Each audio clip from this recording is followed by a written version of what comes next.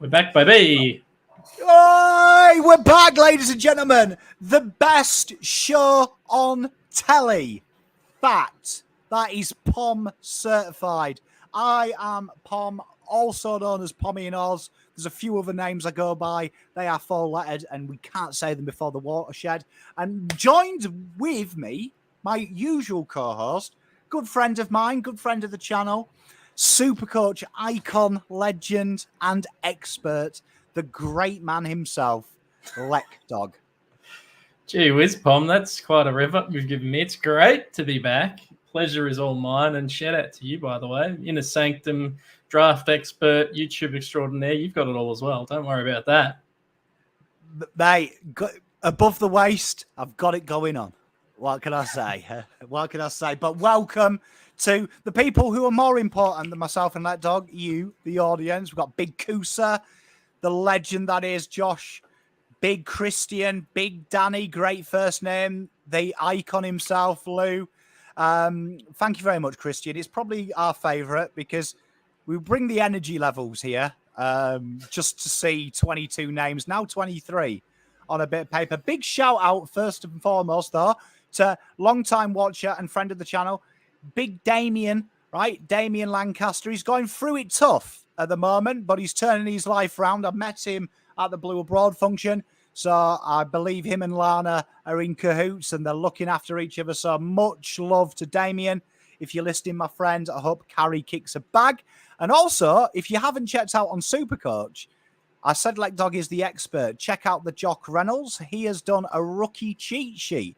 And I'm going to pick it apart here because I was in the defense, Lek Dog. And you totally downplayed Lockie Cowan's 57, mate. Oh, he was all right. Like, what? I guess like he's a lock. Let's get that right. He's in there as a lock. You have to pick him. The thing that I'm just slightly concerned about from a Supercoach perspective, I think he might get a couple of defensive jobs as he learns the ropes, which doesn't always lead to big scores. But you got to have him. You literally have to have him in your team. They are. The great man has spoken. And Supercoach in Taiwan is actually called Lek Dog because that's how good he is. But good question coming in from SPB. I'd totally forgotten how to pronounce letters. _sticks. Who do we think super sub? In the chat, who is your sub? That is a very good question. I hadn't even really thought about it. I'm just pulling up the best 22 I had. I don't think I named this. Spoiler, Lockie O'Brien. You reckon? I reckon it's Ed Curnow. You think Ed Curnow? Yeah. Oh, Kusa straight in. Ed Curnow, he's gone, Ed. Love it. Christian and Lou, they're going Team Pom. One of us is right. But then again, one of us is wrong. Could be wrong. Well, these are the guys who are probably in the mix that I don't have in my 22 as of right this second. Owies Honey and Ed Curnow, I think, are probably leading the charge. Everyone else who might be that sub, I have just a hair ahead of them. So although the injury list came through finally, Pom, the AFL decided with 6 hours to go before footy starts, they put up some injury lists, and there's a couple of little bits of news if you want to chat through that. We may as well. Yeah, just to let you know, Juice WRLD, teams comes out in 18 minutes, mate. 20 past 6. I wanted to talk about the injury news. Show of hands, who looked at the injury news and was genuinely shocked there wasn't a surprise injury? I got the email notification. I went into it and I was like, for fuck's sake, can't wait now to find just a random injury. You know what I mean? Someone's freaking done a calf. So I was genuinely shocked. But talking about that, chat and Mr. Let Dog will answer this in a minute. But just give me who replaces Durden if you had him in your 22. But yeah, Durden was the big surprise, wasn't it? Well, I don't know if it was a surprise. We'll say it is. We'll pretend we were surprised. It'll be a surprise next week, Pom, when his 1 week injury becomes a 12-month injury. That's when the surprise will kick in. Come on. Let Dog, we haven't even kicked a ball in fucking anger, bro. Durden out. It has to be one of Owies or Honey that come in to replace him. Honey, they trialled during the preseason. Pom, I wasn't in love with what he produced. Owies is like, I think Owies got the highest floor of those guys, but the lowest ceiling. So I reckon we'll see Owies. And what I really hope is that he can return to that tackling sort of beast that pushes up the ground at times that we saw. Because I think he dropped off last year. As much as I love him, we probably didn't get enough out of him. Yeah, I mean, it's an interesting one because, like, you watched preseason, it was interesting because the Collingwood game when Owies played, they kind of favoured Honey as that Durden role. And then Sydney, it was the same. So logic would say, based on what Voss has done, Honey's been groomed for the role. But then the counter is Owies was our best pressure tackler last year statistically, top 20 in the AFL, which is what his job is. He's the logic, isn't he? He's the logic. So it's tough. I think they have to go with Owies, to be honest. Oh, me too. He would be my choice. I know there's a lot of fans of Honey out there, but Owies just does the role better. And the other thing to consider, and I keep saying this, Pom, as we approach the season, it's an exciting one because it's an open-ended question, but we need someone to step up and be the third goal kicker in the team. At the moment, it's Patrick Cripps. So if he plays forward and is the third goal kicker, great. But we need then a fourth option. It has to be one of these smaller guys. It just has to be. Maybe it's Jack Martin, but I doubt it. It has to be one of these smaller guys. And of the ones we have available to us, Owies is the one that has the history of actually kicking goals. Yeah, and I suppose if you're playing Jack Martin, which we presume he's playing because Voss gave him the pep in there, you would say that I'd like Owies been deployed this game to do a bit of his work for him because I think, I really do think that the legend that is Jack Martin needs a full-time gig just kicking goals. Do you know what I mean? There is Damien. Good work, mate. It's going to be an interesting one because the other one as well, let's talk about the elephant in the room. Another injury report, another brand new start to the year, and one name that you are guaranteed to find in books other than Jesus' name in the Bible himself is Caleb Marchbank, isn't it? And Marchbank is in it again. Does anyone else concerned that it was a nondescript timeline? When Carlton ever used this phrase, his timeline will be assessed in the following weeks. That literally shits me because I'm like, okay, that's him gone. Because if you remember, who was it last year? It was Cunningham. Carlton did that continuous 2 weeks. Like, and before 18 months. Just before you knew it, it was 2023. And you were like, Jesus, it's been there since 2019. What did you think of Marchbank's injury? Now, do you think it's serious? Do you think the club have seemed to have approached, in my opinion, injuries a little bit different, a little bit more maturely, a little bit more precisely as well? And they've done what they've said. Are we worried? I'm worried in the sense that it's never good to see Caleb Marchbank injured. I'm not worried in the sense of how it affects the team structure because as we talk about, Pom, there's quite a few guys on this list that you can't really consider to be part of the team. They're added bonuses. Caleb Marchbank is unfortunately one of them. I think you're right. I think the way they've sort of reported it is a bit different. Having said that, there was rumours that he'd been injured and it took a while to confirm it. There's no early stages of rehab, no timeline on his return.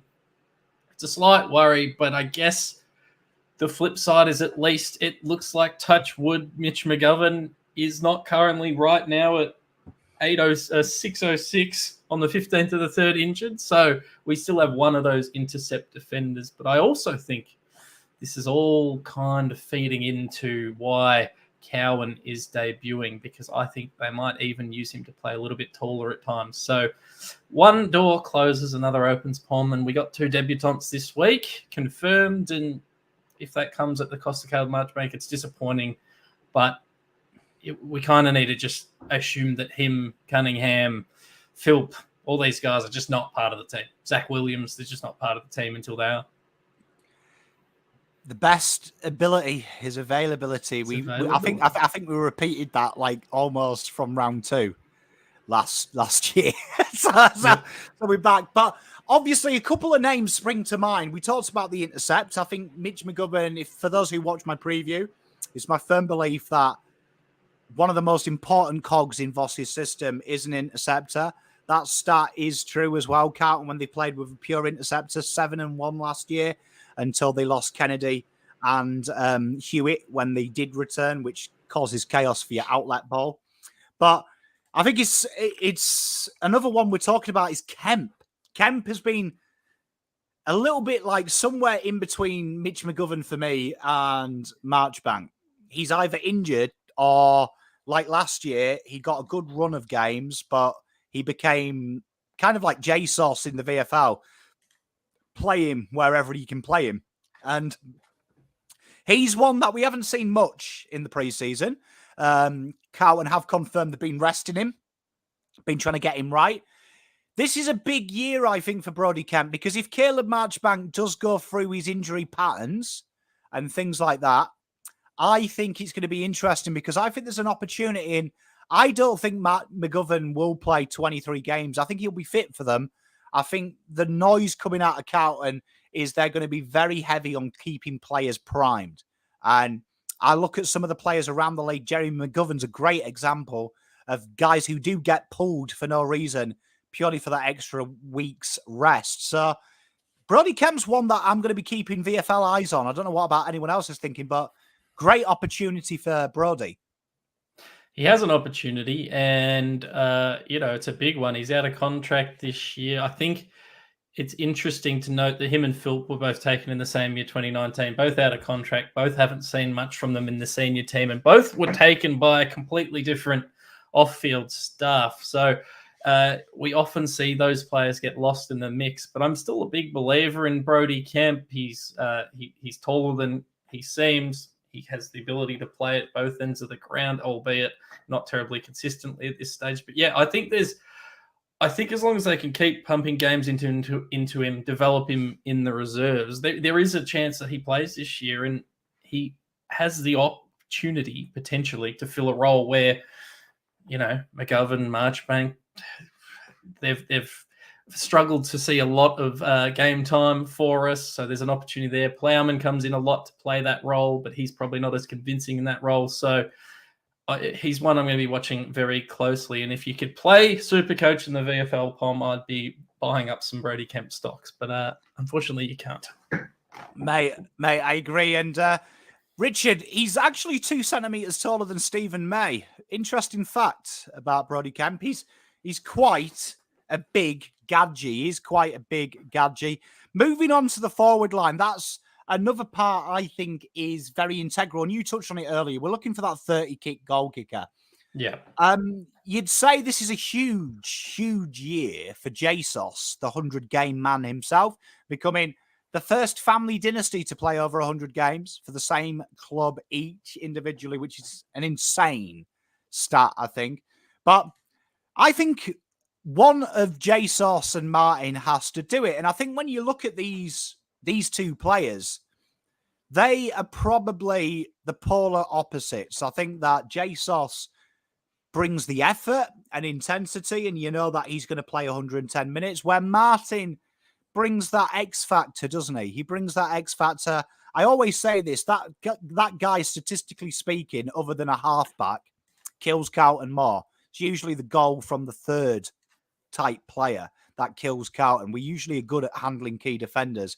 And I always say, if you would say Jack Silvani or Martin, who would be able to kill us?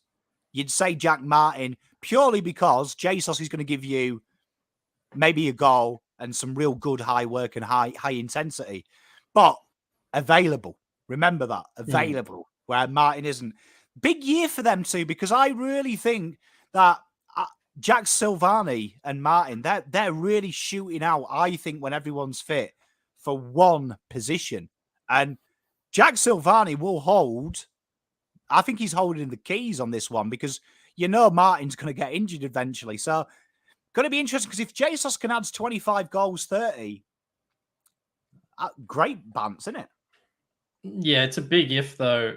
So Jack Silvani looking through our goal kickers from last year, Curnow led with 64, Mackay 45, Cripps was third with 20, Fisher with 18, then Silvani 17. But across his career, he only kicks he kicks less than one a game. He averages 0.74 goals a game over the last couple of years. Last year was his second highest goal kicking year with 17.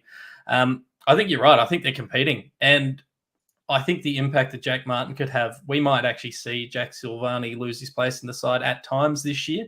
Jack Silvani probably has a higher floor, but I don't think he's got the higher ceiling. Yes, he has passion and effort, but I just get the feeling like we saw him get dropped last year, Pom. And remember, we argued with the people in the comments last year that he was dropped because Voss said he was dropped for that Adelaide game, and then it felt like they almost got pressured into bring him back in the side. And he was pretty good after he returned, but he doesn't have the ability to kick 3 goals in a quarter, whereas we know Jack Martin does. Again, he's never available, but he does average slightly more goals per game. But availability, as you said, is your best ability, and Jack Silvani is always available. So in that sense, he's probably ahead, but I wouldn't be surprised if we see Jack Martin push him out if we get deep into the season and we're sort of up in the upper echelons competing. I think it's a big thing because we just talked about Brodie Kemp having the biggest waste of a year last year because of the club having to look for hole fillers forward and back, and he was moved nearly weekly in VFL. It would have been interesting to see what Jesus had done last year if he wasn't deemed as a ruck. I think that is a really big thing with Jesus. It would have been really interesting because last year when I look at Jack Silvani, and I think about this a lot, that was probably his most productive year almost output-wise, like in the forward line. But he was pissing about being a ruckman, and he ain't a ruckman. Do you know what I mean? Like, no. It was a waste. And I think when I look at Jack last year, I just think that is the most offensive team we've ever played. Like, aggressive style, goal kicking galore. Jack Silvani never really got a shot at being a proper third in a team that actually kicks the ball inside 50. And that is, for me, the big wait and see, because I think there isn't enough evidence, really, for me to formulate an opinion. I agree. I think moving forward, only 2. Yeah. Only one of the 2 can play. I think when everyone's fit, I think Voss will want to throw the 2 ruckmen up there. And I thought it was intriguing when you listen to Voss speak about TDK, that it felt like he said that they would play them, but not necessarily as rucks. That's what I took out of it. Felt like there is going to be a development for TDK, which I think is so important. I think TDK needs a role because at the moment, last year, I thought Voss's role for TDK was be Pittonet's legs, which I think is stupid. But be interesting because I think Jesus, I really want to see him. And I go back to 2017, I think it was, where he kicked, it was a goal a game. Just under 20 goals. Just under 20 goals, wasn't it? Yep. We hardly got the ball in that forward line then. And I just think if he was there with Harry, and you got to remember then he was playing with Casbolt, right? Who isn't exactly the best at moving. Yeah. I just thought the lines that Curnow make open and Harry, Jesus must enjoy it a little bit. I think he has the attributes to be a third tall. And I do agree that Martin and him are probably competing for that third tall role. But you touched on it before.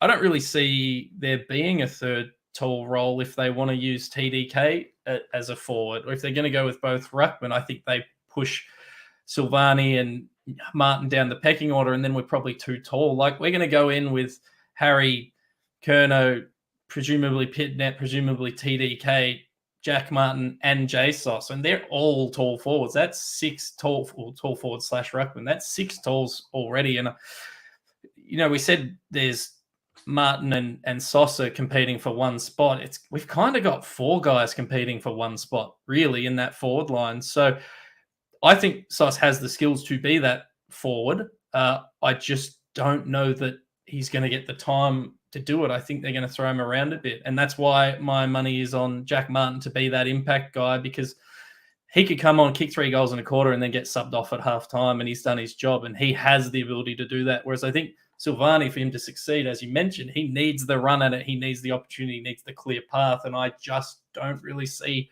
that path there right now as on the eve of round 1. It's going to be an interesting one. And we're about 2 minutes away from the team being announced? Oh, yeah. Or has it been announced? Some people are mentioning the team. Let me check, because it hasn't come up on my screen, but that doesn't mean it's not there. No, it doesn't. But this always happens. 7 different places. I might do it the old-fashioned way and use the app, because the app last year always had it early, because it's a cheater. I'm sure people are probably screaming at us that the teams are there, but I refuse to read them until I see them on the website. Oh dear. Well, I mean, let's get excited for this. I think it's a very exciting time. The teams still haven't been announced. If the news are doing it, they just put the teams out on 7. Interesting. Trying to find a link. Pom, how many people are going to be at this game? 92K. That's a lot of people. I will be there. Will you be doing the watch along? I will be at My Chemical Romance, so probably by about the time the ball bounces, I will be a raving set of tears. You're going to be very emotional tomorrow night. You know it. No update either, really, on Sam Phil. Like, he's just done. We don't see him play again, do we, Pom? He's just basically going to miss the year, and he basically will have never played. It's going to be interesting, because I reckon that he is another player that we're going to lose. I'm hearing reports that Ed is in. Yes, and John O'Barook reporting that Mark Pittonet is not playing. Classic Carlton, last-minute injury. Yeah, so listed as an emergency. He is still carrying an injury, Mark Pittonet, still not at 100% fitness, but that's interesting. I don't know if Twitter's just crashed or if we're... Wait, have you guys got some kind of special feed? Are you back in the future? Yeah, what's going on? It's honestly disgrace. Well, we have no idea. That's going to be honest. We've got plenty of time. All right, the teams are out. Okay. Where did you see that, like, dog? Just tell Carlton's just tweeted it out. Richmond's just tweeted their team. Okay, well, we just won't bother having fucking the AFL anymore. Hey, and you know what? Thank you, Reese, my good man, who sent me a picture. It is Lewis Young, Jacob Wheatering, Atom Sard, Sam Doherty, Mitch McGovern, Lockie Cowan makes his debut. Blake Acres makes his Carlton debut. Patrick Cripps, Ollie Hollands makes his debut. The man above me. I don't know if he is still. Yeah, he is above me. Ollie Hollands. And then we've got Martin, Mackay, Silvani, Fisher, Kerner, Owes. The team Owes was right. Tom de Koning, Kennedy, Hewitt, Newman, Chera, Ed Kerner. With the emergencies being Unny, O'Brien, Pittonet, and Plowman. Interesting. So will be interesting to see who they use as the sub. Honey can play forward, O'Brien can play mid, Mark Pittonet can play ruck, and Plowman can play defence. So not giving anything away there. Surprise for me, Pom, that Ed Kerno starts round 1, named in the side, not as an emergency. Do you reckon that that's a direct, what does chat think? Do you reckon that's a direct reflection of Richmond's addition of a very naggly player in Jacob Hopper? And genuinely, when it was funny because he was talking about tagging, I heard Voss, and he was saying we may put some attention on Martin, but it's about stopping him finding the ball. And that I actually think that is probably Ed Kernel's strength. People underplay him, in my opinion, saying he's a tagger. I think that's how he made his career. Yeah, but I would say what he does better than most taggers, instead of being a direct tagger, is he even stops the clean ball coming out from that release, which I think is a very important facet. Richmond, they've named a very strong side here. They've gone Bolter, Vlostin, Grimes, Broad, Baker, Rioli. Can I just say, shout out Richmond for announcing your team in a real clear format, just so you know as well. Carlton, please take note. That was horrific how you put it on your website. Camden McIntosh, Prestia, Jaden Short does get up. Morris Rioli, Jack, not that good. Graham, Shea Bolton, Jack Rero, Dustin Martin, Tom Lynch, Nankervis, Taranto, and Hopper, with the interchange bench being Ryan Mansell, Ben Miller, Marleon Pickett, and the guy that retired, according to my Twitter, to become a sniper in the army, Trent Codgin, with the sub to be Judson Clark, Thompson Dow, Samson Ryan, or Jack Ross. Would love to see Thompson Dow as the sub. For no particular reason. Interesting lineup. They're not as strong, I would say, in defense as they have been, but they are two huge additions to their midfield. Nank is an awesome ruckman, and their forward line is, their forward line. It's going to be a big game for our defenders, and it's interesting to see. Like, Lockie Cowan is not going to have a good time no matter who he plays on, basically. They've got named a pretty strong forward line there. Well, just looking at the subs. So the subs for the Blues, right, has to be one of O'Brien, Honey, Pitternet, Plowman. Now, if Pitternet's not 100% fit, which I just want chat to have this discussion with me. I watched the Sydney game, and there was a lot of talk he was fit. And I think Pitternet is one of them players that kind of runs like my granddad. And do you know what I mean? My granddad took one to the shin during the war. So he walked with a slight limp. But that's how Pitternet runs. Do you think that there may be, and this is a left field idea, but do you think when you watch TDK and go back and after this, watch some of the games last year where he was solo ruck? There's a few of them. Watch the Collingwood game in the preseason. Nankervis is going to work his body on him, and that's going to affect his work around the ground, and that is a huge thing. Do you think that they may think about playing Pitternet, right? Hear me out, as the sub, and if he is only 75, 70%, great little argument in the third quarter to do a reverse of what we did against the Doggies with TDK and TDK in round one. And that is bring him on and say, right, TDK, you're working around the ground now. He's going to just go one-on-one with Nank and get you around the ground. Because I think the team is very strong. I disagree with some people in the chat. I look at it and think around the park with the intercept game and looking at how they play, their backline was very exposed. It's the same backline with Melbourne. Our forwards are a lot smarter than them, a lot better than their backline, that you know how to take their ability at transition. Melbourne have shown you the way in preseason. They don't like that extra height, particularly late, to do their transition game. It's too much of a risk. Having Pitternet there and throwing him on at halftime, maybe taking one of the talls, maybe taking one of the medium-sized players, Jesus or Martin, out. Martin would probably be my preferable because by that stage he's probably done something. Pull him out, Pitternet and if on. he hasn't, he's not going to. Yeah, exactly. What are your thoughts on that? It's an interesting one. It's essentially, as you said, a reverse of last year. Is there risk, though, that if you get an injury to one of the small guys, you're too tall? But Honey doesn't provide flexibility. O'Brien, with Sharon Kern on the team, there's probably not a spot for him. People aren't going to like this. I wouldn't be surprised if it's Lockie Plowman, but I don't mind the idea.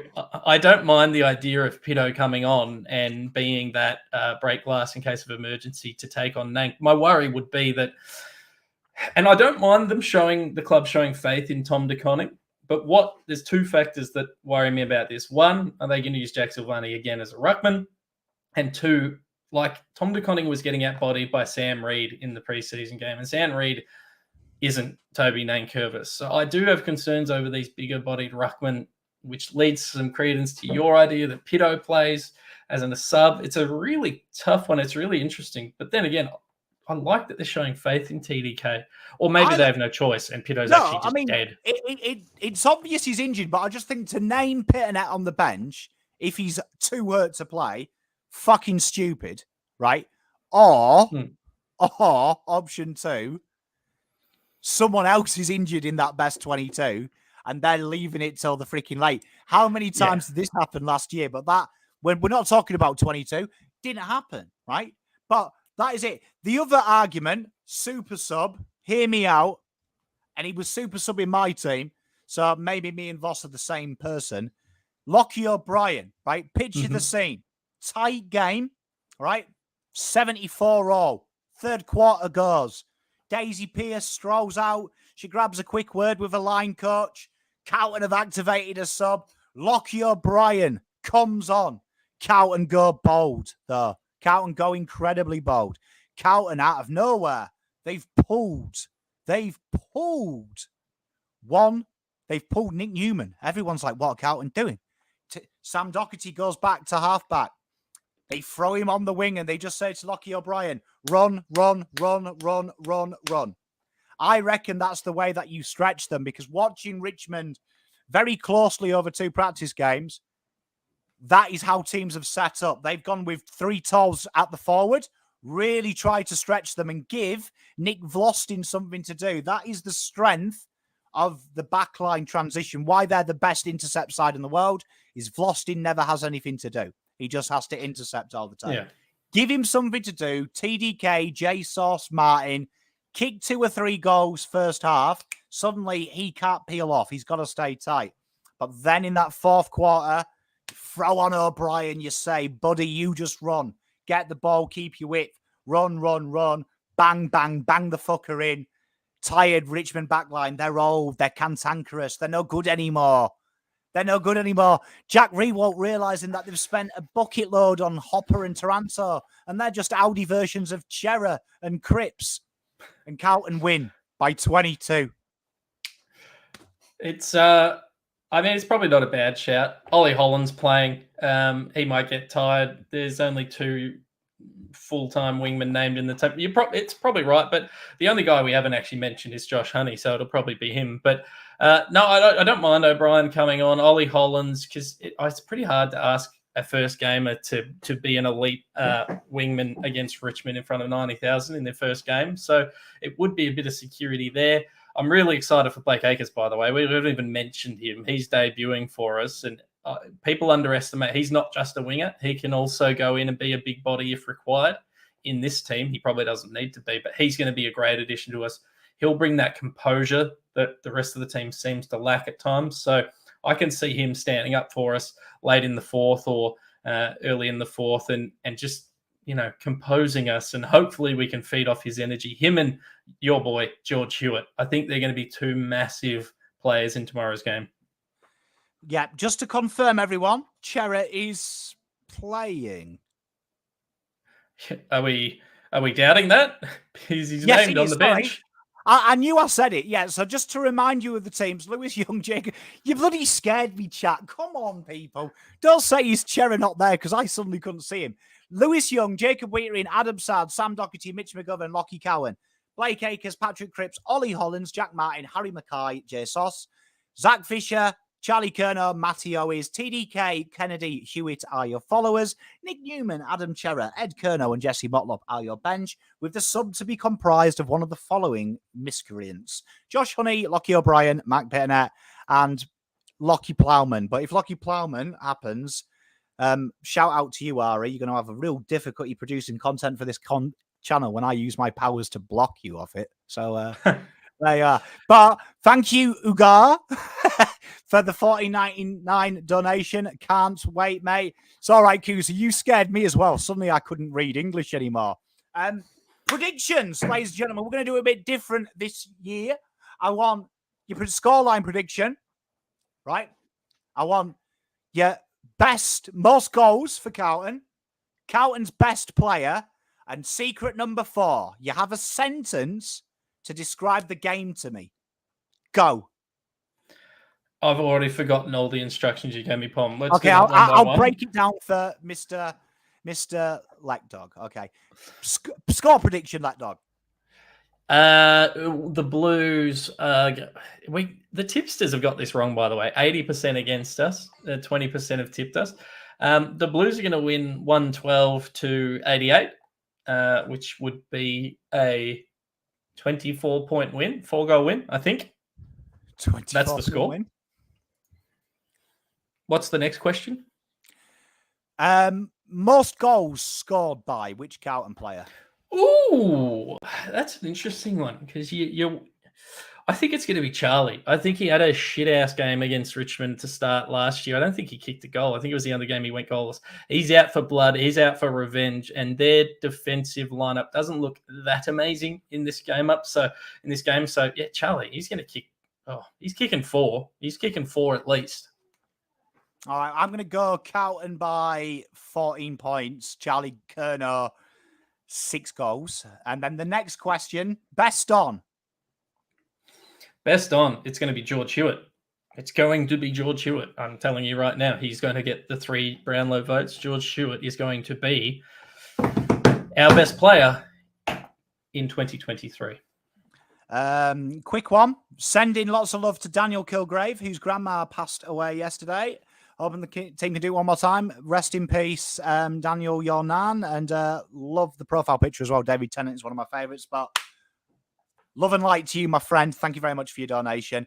We're going to... Next question was your story of the game. So I'm going to give you a sentence. My best on, by the way, Lockie Cowan.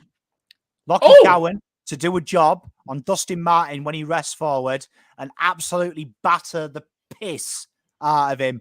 And also endearing himself to the Carlton fans by doing an accidental but very fair. And Shai Bolton walks away unscathed. He's okay, just a little bit shaken. But Lockie Cowan to pay him back for giving it one of them to our spiritual leader in Sam Doherty. Lockie, if you're watching, I know you watch Pomino's stuff. Mate, make it right, my friend. No showboating in our forward line. And yet, so I want a sentence. Tell me how the game goes. Tell me how the game goes. How about I give you a head? Well, we already know the Blues are going to win, so I'll just give you a headline. Jesse Motlop kicks goal of the year, first game of the season. He's going to do something. Okay, right, let's think. All right. Silvani magic at the G in Jesus' 100th. 3-goal final quarter to give the Blues the win. Oh, yeah. I forgot it was his 100th. I think that's not a bad shout. I reckon he's going to lift 4th quarter. The noise of the fans willing him. You see Jesus go through a pack mark. He brings it down. He kicks his first of the game, gets a little ruffle of the hair from the boys. And then, bum, bum, bum. He kicks 2 more in that final quarter, giving Carlton that 13-point win. Do you know what I mean? He gives it one for those no longer with us and gets carried off. Much aplomb. I love it, Pom. I love it. Lockie Cowan, just a little fun fact that they included in the article. He will be player number 1, 2, 3, 4 for Carlton in history. Akers 1, 2, 3, 3 and Hollands 1, 2, 3, 5. 1, 2, 3, 4 for Lockie Cowan. I think that's a good sign. I don't know what it means. I think it's a good sign. Mate, it'd be beautiful. Mate, I like a little bit of numeracy. Yeah, it's a little fun fact we can keep when we do Blues trivia one day.